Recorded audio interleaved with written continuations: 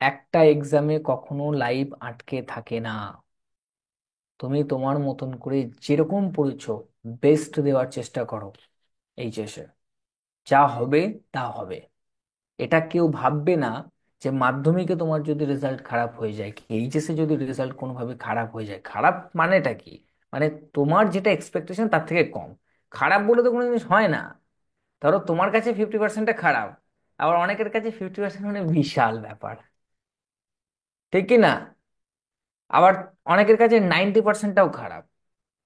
তো খারাপ ভালো ডেফিনেশনটা এখান থেকে উঠে আসে যে আমি যেটা এক্সপেক্ট করেছিলাম তার থেকে আমি কম পেয়েছি। জীবনের প্রত্যেকটা মুহূর্তে তোমার এক্সপেকটেশন যে ম্যাচ খাবে, এরকম তো কোনো কথা নেই বাবা। আছে? তো এটাও সেই একটা পয়েন্ট।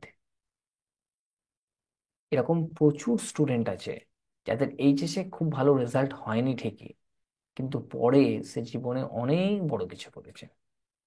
আবার এরকম অনেক স্টুডেন্ট আছে যারা এইচএসে অনেক ভালো রেজাল্ট করেছিল, কিন্তু এখনো লাইফে কিছু করতে পারেনি। আমি শয়ে শয়ে উদাহরণ দিতে পারি। কেমন? তো আমি যেটা বলছি খুব ভালো করে শোনো। নিজের এফোর্ট দেবে, বেস্ট দেবে, কিন্তু কখনো কোনো জায়গায় নিজেকে আটকাবে না, স্টাক করবে না।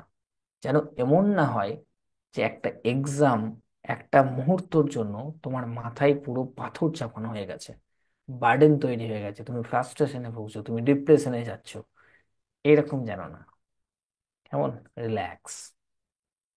যা পড়েছো, ওকে, রিভিশন করো, লাস্ট মোমেন্টে যতটা এফোর্ট দিতে পারবে দাও।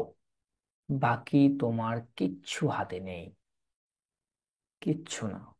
সব ঠিক হয়ে যাবে, সব। কেমন? কিন্তু পিছিয়ে আসার চিন্তা ভাবনা করবে না।